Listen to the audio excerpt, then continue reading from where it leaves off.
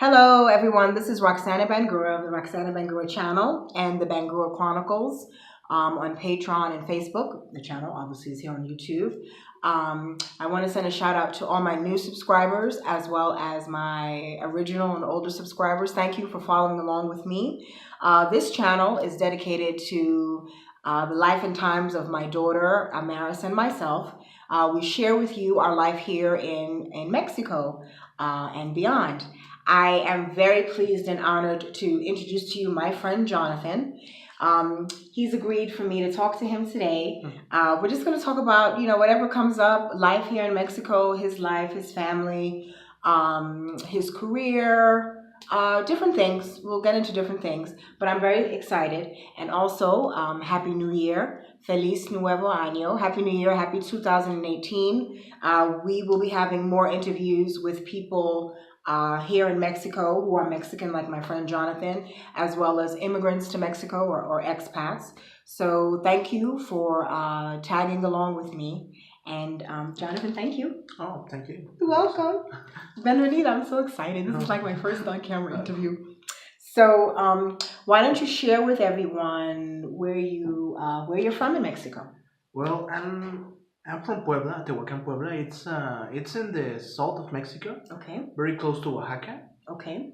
Actually, Teotihuacan is in the frontier, in the border of Puebla and Oaxaca. Okay. Puebla. I didn't know that it was on the border. I thought it was No. closer to Veracruz. Yes, actually, it's close to Veracruz and close to Oaxaca. Okay. But more closer to Oaxaca. Okay. Then the next town it's part of Oaxaca. Okay. I came from that place. My father was an agricultor. I'm a technician. Okay. I'm here to visit my family. Now I live in Guanajuato, in the center of Mexico. Okay. I work and live in there. Okay. Okay. Your father was a farmer. Yes. Okay. Agriculture. Agriculture. Yes. What do you say in Spanish? What is the word? Campesino. Campesino. Okay. Yes. So you grew up on a campesino. Yes, because in Mexico we don't have big farms. Especially here in the south of Mexico, Okay. we have no big farms like in the United States. We have small parts of land to cultivate it. It's actually it is a very small piece of land. Okay. There we have no farms. We have ¿cómo se dice? How do you say? Tenemos ejidos. Ejidos. Ejidos. Ejidos. No entiendo. Ejidos. It's some kind of in Mexico, the farmers or the campesinos have the land. It's for his own, but they cannot sell the land. So it almost sounds like what we call the United States. Who owns that property? Who owns it? Did your father own that land, or did someone else own it?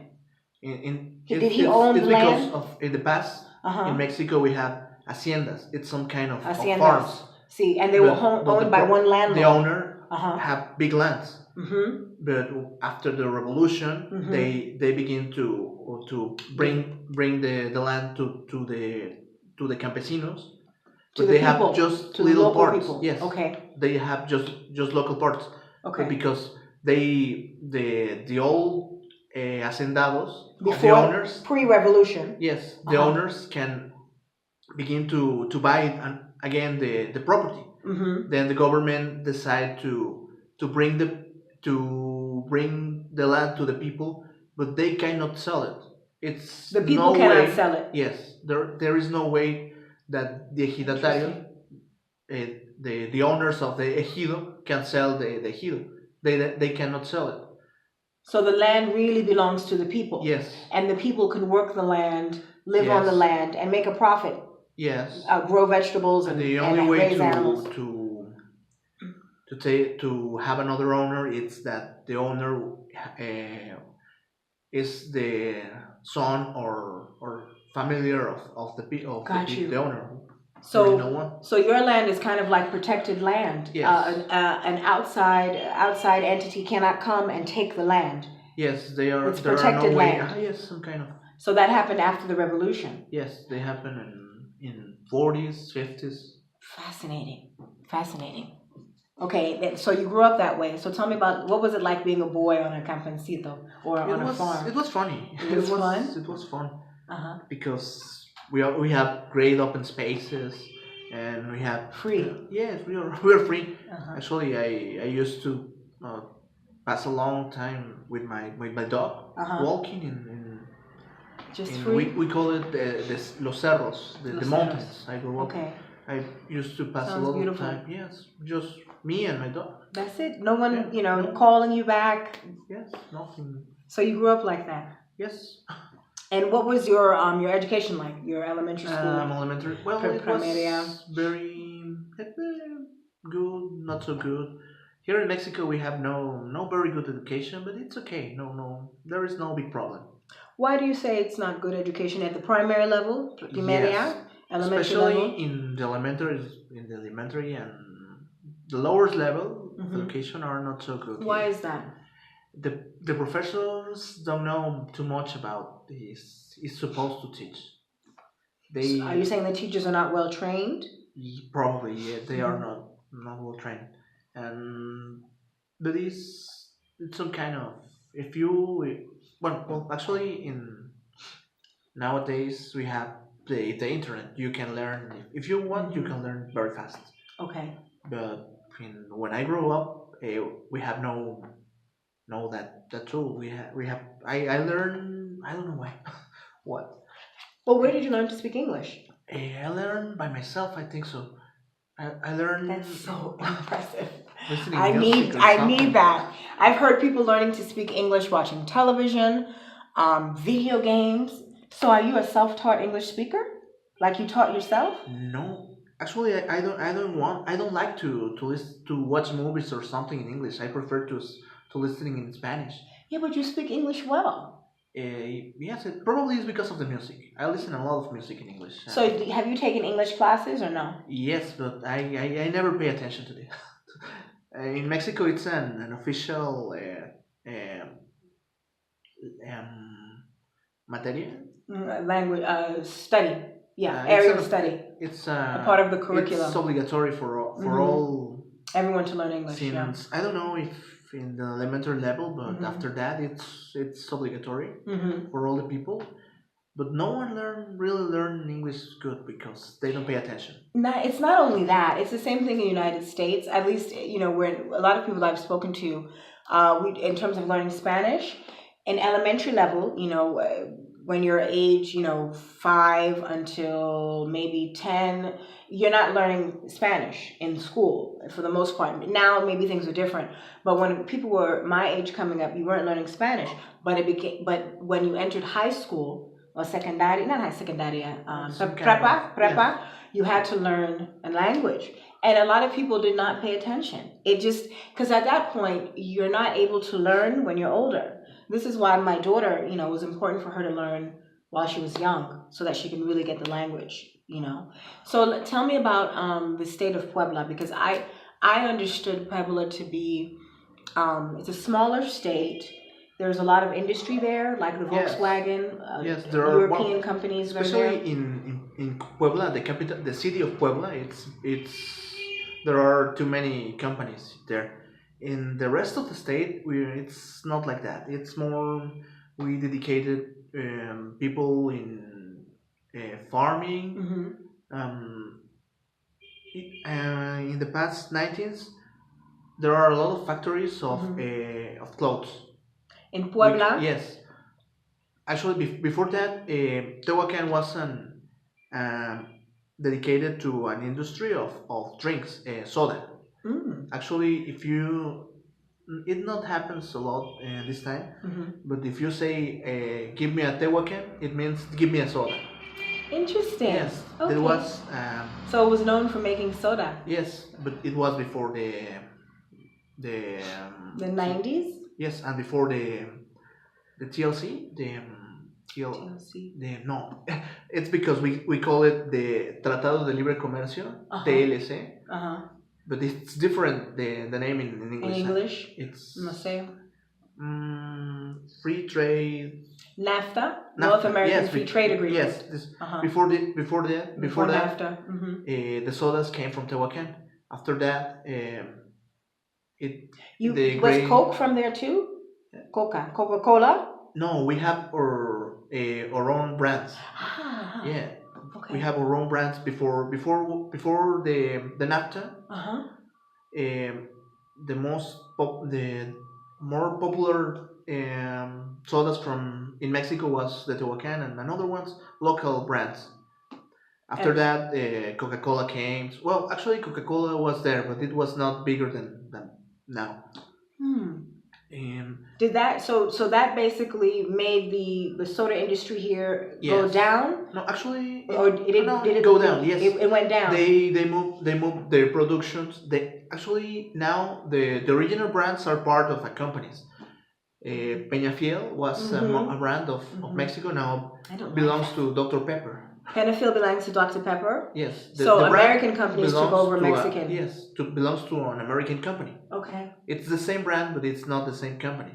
Okay. The company was originally from Tehuacan. Now it's part of a big corporative. Interesting.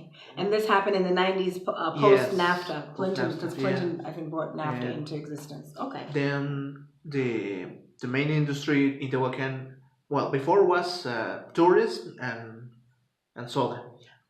After that, came a lot of factories, of clothes factories. From the United States or Europe or actually, I foreign think so. foreign factories. Yes, they sell the clothes without brand, and they put the brands and sell it. So this is maybe where a lot of clothes come from. Yes. So do they employ a lot of Mexican people? Yeah, but it was very different because it's some kind of very cheap work. So the wages are low? Yes, and it was uh, very popular. Well, all the people work in we call it maquiladoras, maquilas. What is a maquila? The clothes factory. Yeah, the clothes factory. We call it maquilas, and it was actually in houses. People build his own maquila and work for uh, building building clothes. Actually, it was some kind of. I mean, okay, if they're doing this now, if the Mexican companies were no longer in effect working, they weren't operating. Now you have clothing. Yeah. And you're saying that the wages were low? It became the main industry. Became factorías. Yes. Ropas and cars? No. Here, well, in Tehuacan, yeah, it was only clothes. Okay. It was some kind of take all people, Textiles. work in a maquila. Everyone. That was like the job to have. Yes, it was some kind of all. Did you make a good living? Like, were people able to make a decent amount of money, like good income? Probably not. No. It was some kind, and after that, in the maybe 15 years ago, the maquilas come to close.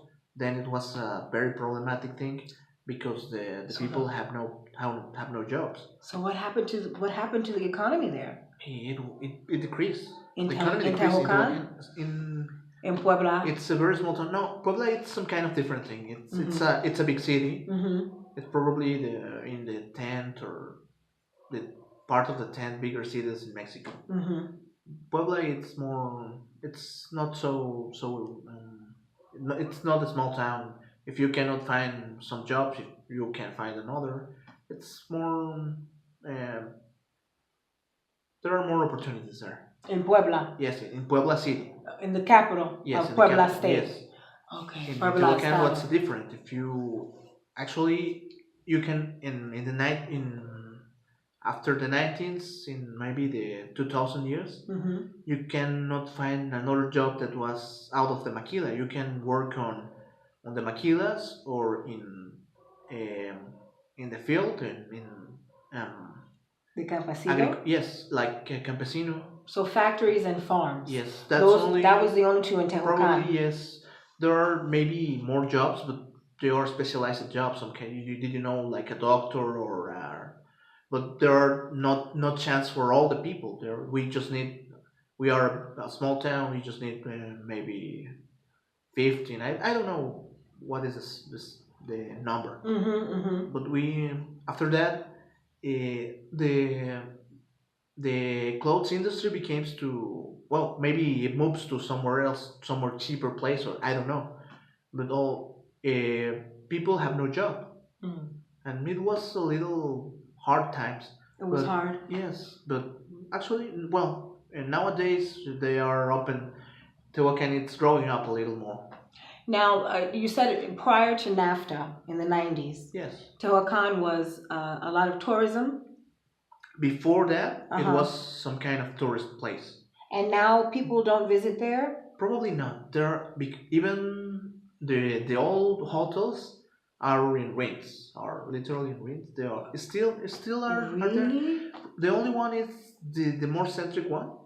It's exactly in the cross of the main street, the two main streets that we have. It's the only one that it works. Well, now we have more hotels like I cannot remember. I don't live in Teotihuacan more, but I can remember there is Holiday Inn maybe. Is that there? It's open the last year, I think so. It's new? It's a new one, but it's not. The old hotels closed for a long time, and now the city is growing and open new hotels. But it's both are part of a big company, not local hotels. Local hotels are. So let me ask you, since there was tourism, do you have pyramids near Teotihuacan? Yes, but it was the last year. In the past time, we have one pyramid. It's part of the Popolocan culture. Popolocan? Popoloca. Popoloca. In Spanish, we say Popoloca. Popoloca. Yeah. So that's the name of the indigenous people, Popoloca, from Teotihuacan. Yes. Popoloca. Okay. So their ruins are near Teotihuacan. They're from that area. Yes, they are in the old Teotihuacan. Can you still go see? Is that open to the public? Yes. Now, in Popoloca. Maybe 20 years ago, it was open because nobody take care of the pyramid. It was some kind of it's ruined. No one was. It's ruined. Nobody. They didn't preserve it. Yes, they don't preserve it. Maybe 10 years ago they closed it to the public and fixed it. Because the INBA, the Instituto Nacional de Arqueología y Historia, take care of that and restore it. So pyramid. Now I can go and visit this place. Yes, you can do it. How far is that from where you grew up? It's very close. It's even. Oh, wonderful. We can actually. It's in the part of we walk. When I walk when I was a child with my dog. It's very close to that. Really? Did you ever see the place? Yeah. Well, actually, no. But I'm very close. I walk a lot of. When you're a child, the other child say to you, "No, there are witches there." Then I don't go to the place, but the boogeyman. But no. Let's talk about now you've educated in Puebla. Yeah. Now you live in Guanajuato. In Let me say. Guanajuato. Yes, Guanajuato. At Guanajuato. Now, that's north of Puebla? It's exactly in the center of Mexico. It's in the center of Mexico, and that's Guanajuato State. Yes. And what city are you living in? I live in San Miguel de Allende. San Miguel de Allende. A very touristic place. It's a very touristic place. Yes, How do you like it? Yes, it's a quiet place. It's a quiet place, and in the center there are a lot of tourists. It's very, very touristic. If you go to San Miguel de Allende on some kind of vacation or something, it's full of tourists. Aren't there a lot of Americans living there? Yeah, a lot. Overrun, isn't it? Like a lot of Americans? A lot. So let me ask you, when you moved there, how long have you been living there? Excuse me? How long have you been living there? Since 2 years and a half, maybe. Okay. I wonder if I'm thinking if there are a lot of Americans there, the cost of your housing and food, is it more cara? It's more expensive? It's more expensive. As opposed to Teotihuacan? Yes, it's maybe double or something. Double for food and housing? Probably. So there's tourism. Yes. So there's a lot of Mexicans who work tourism jobs. Yes. Yeah. What other industry? What other type of? What else besides tourism drives the economy in Yes, San Miguel. probably San Miguel. It's tourism the is main number industry. one. It's the main industry. Probably the second one is the food industry. I work in a factory of mushrooms, Monterrey mushrooms. I work there, and it's probably two or three more factories. They make food, and probably the second one, but it's not that bigger than tourism. Okay, so factories and tourism. Yeah. I wonder, why do you think so many Americans go there? Why do you think it's so popular? I don't know, because it's a nice place, and it's the architecture, and it's very pretty. It's very pretty. Very colonial, Spanish colonial. I don't know why, because there are other places similar to that. I don't know what is But it's specifically popular. Because I know it's one of the hot spots. San Miguel Allende is a big hot spot for Americans. Yes, for Americans and Canadians. And Mexican rich people. They live in San Miguel. Yes, there are too many actors. In Guanajuato. Yes, well, specifically in San Miguel. In Guanajuato, it's some kind of normal place. But what's the capital of Guanajuato? Guanajuato, it's Guanajuato City. Actually, I think Guanajuato City is more beautiful than San Miguel. Really? Because the architecture is too much impressive. What made you move to that place? Because I found a job there, and that's why you moved. That's why I moved. Do you enjoy your life there? Yes, it's a quiet life. It's a good life, I think so. How close are you to the capital, Mexico City? How close? It's 4 hours from San Miguel to Mexico City. So it's just like from here to Mexico City, because we're 4 hours from the capital. Very similar. Mexico is big, my people. It's a big country, very big. 4 hours is even close. That's not even far. A quarter of the distance of Mexico. Wow. We are probably from here to the border. We are 100 kilometers. I don't know what's. Oh yeah, kilometers from here to the northern border with the United Tijuana, States. It's probably 1 day to travel. Easy. More than easy, because I looked it up, and to go from Veracruz to Texas, it's 24 hours. Yes, that's it. So I always say I'm a day away by car, driving. Yeah, Mexico is very big. So what are you studying now? What are you doing for your career? Actually, well, I try to finish my degree, and I study mechatronics, but I'm just a technician. Mechatronics. Yes. Mechanical electronics. Yes, it's mechanical electronic. Mechanical electronics is what he's studying. Yes. Mechatronics is what they call it. Okay. What type of well, let me ask you this. What I've been finding is that's a tortilla guy beeping for people to buy tortillas. If you hear someone beeping, and that's every day. I'm waiting for him to go by. What I've been finding is I've met a lot of people that are studying engineering, different forms: civil engineering, electrical engineering, industrial engineering. Some of them are students at where I work at the Welsh English Learning Center. Why is engineering so a popular career in Mexico? Probably because we are becoming to an industrial society. After this, the most popular careers, as I know before, was law and medical and contaduría. I don't know, to accounter. Mm-hmm. That accounting. Accounting was the most popular careers. But now there are no more field for that. Then the next field when we have still opportunities, it's engineering, because Mexico does very well in math though, and science. Probably. Compared to some other countries I've been hearing. Probably. Yeah, I think you do very well in math and science. I'm asking because I always want to know I'm not pushing my daughter, whatever career she wants to choose, but it's good to know that I guess Mexico is forward thinking, because even her tutor is an engineer. Her maestra, her tutor, I forget what type of engineering, but her tutor is having a hard time finding work. Yes. Well, maybe it's because Here in Mexico, we are a little sexistas. Mhm. It's hard, especially in January. We have people here think that it's something for men. Being a woman working on that field, it's a hard thing. It happens too in the United States, and that could be it. But to that fact, sexism, all these different isms, I'm made to understand that after a certain age, it's even harder to get a job here in Mexico.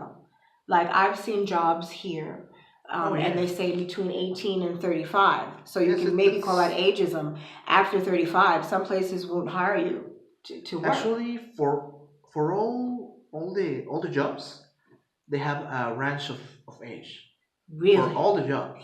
If you ask for even for a CEO or something, I'm not sure, but probably for gerente or something, they ask you for maybe the ranch is well, it's older, but they have a ranch. They have a they put it like a request, or they look for people since that age to that age, even for highest places, highest jobs. Really? Yes, So ageism is a thing, and you're saying a head of a company, yes.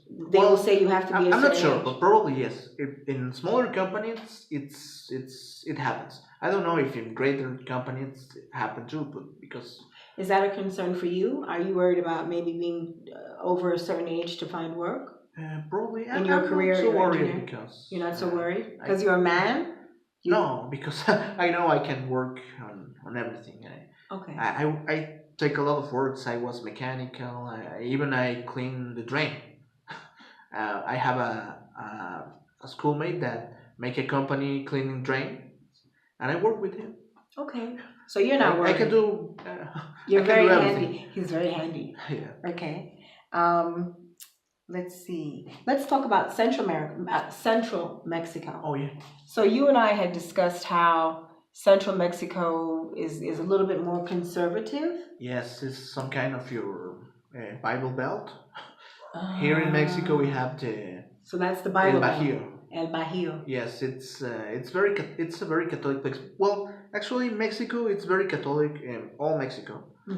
But in that places, the church is still a big power. It's still they have a lot of power. What states? Let us know which Well, state. actually, the states in the center of Mexico are more well, not only Catholics because all Mexico is Catholic, more conservative. Guadalajara, Guanajuato, San Luis Potosí, ¿dónde está? Coahuila, creo, I think so.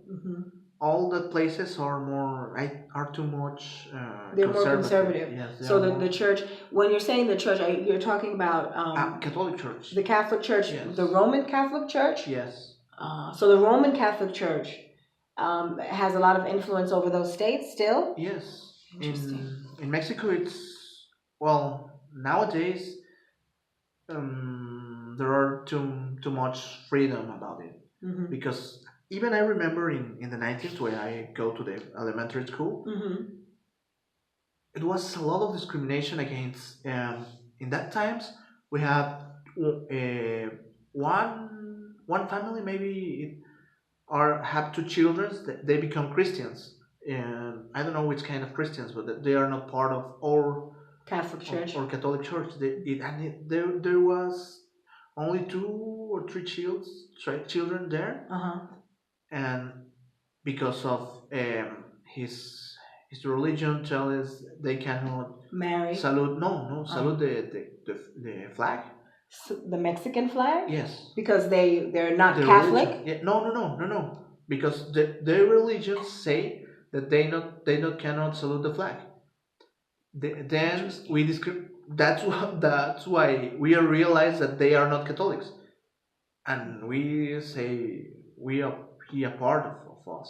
So there was a separatism. Yes, even and this I cannot remember well, but a comedian um, tell some kind of joke about it because we are brothers. We are some kind. I don't know why they sell. a part of a joke. We are brothers. Ah, you're Christians. He did more.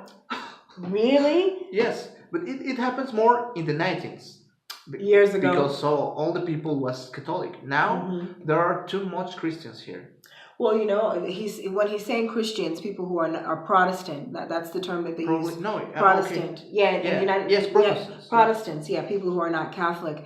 And what I've noticed is, what I've been told, I should say, is that in some instances you can't intermarry. In some instances, individuals who are Catholic cannot marry individuals who are Protestant here. That's a thing here, and that happens in Mexico.